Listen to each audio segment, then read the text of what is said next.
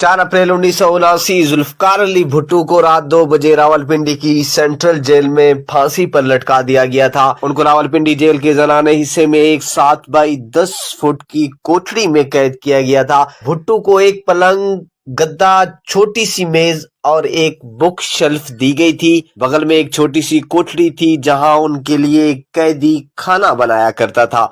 हर 10 दिन बाद वो कैदी बदल दिया जाता ताकि उस भुट्टो से उन्स ना हो जाए।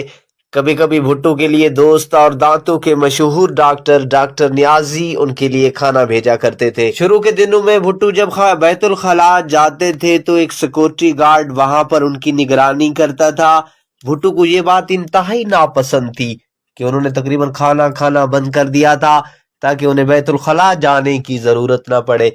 कुछ देर बाद इस तरह की सख्त निगरानी बंद कर दी गई थी और इसलिए कोठरी के बहर अलहदा एक बैतुल खला बनवा दिया गया था। पंजाब हुकूमत के जला तारा मसीह को भुट्टो को फांसी देने के लिए लाहौर से बुलाया गया था। तारा का खानदान महाराजा रंजीत सिंह के जमाने से फांसी देने का काम कर रहा था। नाज़रीन, बेनजीर भुट्टो ने 2 अप्रैल 1979 की सुबह अपने बिस्तर में लेटी हुई थी। तभी अचानक उनकी वालदा नुसरत भुट्टो कमरे में ये कहती हुई दाखिल हुई, पिंकी, घर के बाहर जो फौजी हैं वो कह रहे हैं कि हम दोनों को आज ही तुम्हारे वालिद से मुलाकात करने जाना पड़ेगा।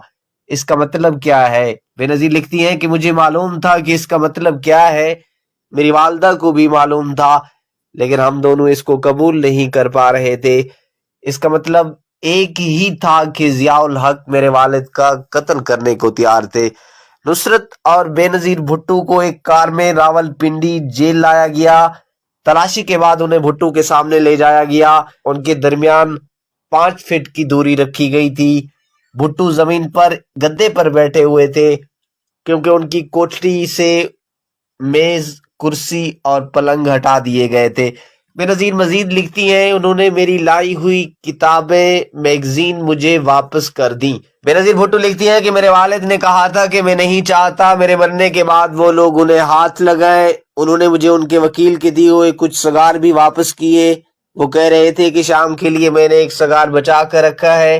वो मुझे अपनी शादी की अंगूठी दे रहे थे, लेकिन मेरी वालदा ने उन्हें रोक दिया। उस पर उन्होंने कहा कि अभी तो मैं इसे पहन लेता हूँ, लेकिन बाद में इसे बेनजीर को दे दिया जाए।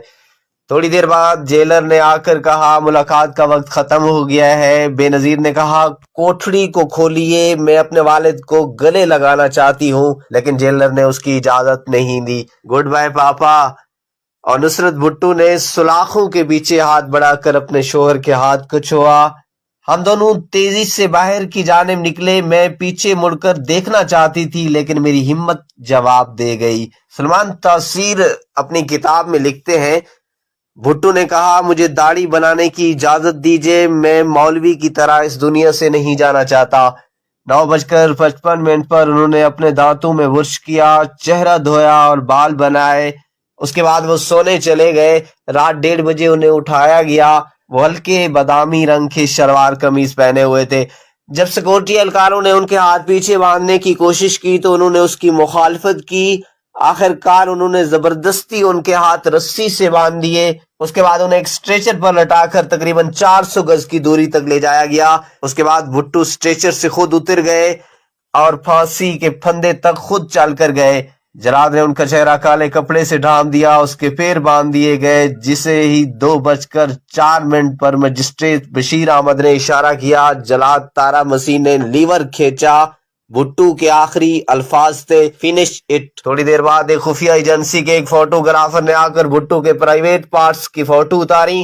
हुकूमत इस बात की तस्दीक करना चाहती थी कि आया भुट्टो के इस्लामी तरीके से खतने भी हुए थे या नहीं। तस्वीर उतारने के बाद इस बात में कोई शक नहीं रहा कि भुट्टो के खतने हुए थे। बाद में श्याम भैया ने अपनी किताब गुड बाई शहजादी में लिखा था कि बेनजीर ने उन्हें खुद बताया था कि भुट्टो की मौत के बाद इस बेइज्जती से गुजरना पड़ा।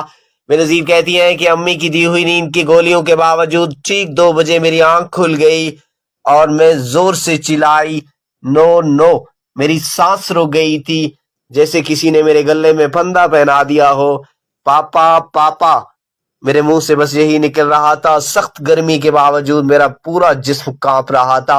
चंद घंटों के बाद सेंट्रल जेल के असिस्टेंट जेलर उस घर में गए जहां नुसरत और बेनजीर भुट्टो को नजरबंद किया गया था और उसे मिलते ही बेनजीर के पहले अल्फाज थे, हम बाबा के साथ चलने के लिए तैयार हैं। जेलर का जवाब था, उन्हें तदफीन के लिए ले जाया जा चुका है।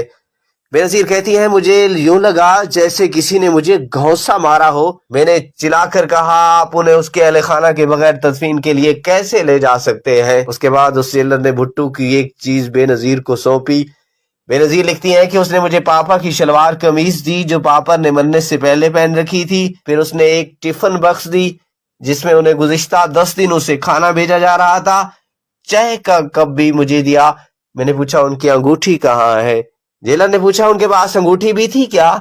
फिर उसने झूले में अंगूठी तलाश करने का ड्रामा किया और फिर अंगूठी मुझे पकड़ा दी। वो जेलर बार बार कह रहा था कि उनकी आखिरत बहुत पुरसकून थी। मैंने सोचा, फांसी भी क्या कभी पुरसकून हो सकती है।